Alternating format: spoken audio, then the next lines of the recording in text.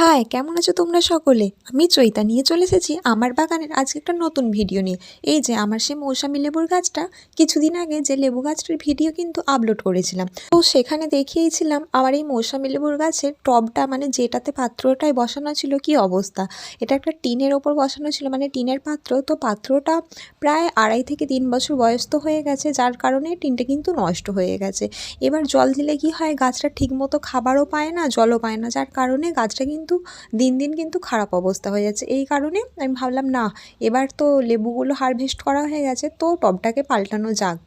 হাতে গ্লাভস পরেছি এই কারণেই, যাতে ভাঙা টিনগুলো হাতে ফুঁকে না যায়, তা না হলে তো আমাকে আবার এদিকে ইঞ্জেকশন নিতে হবে।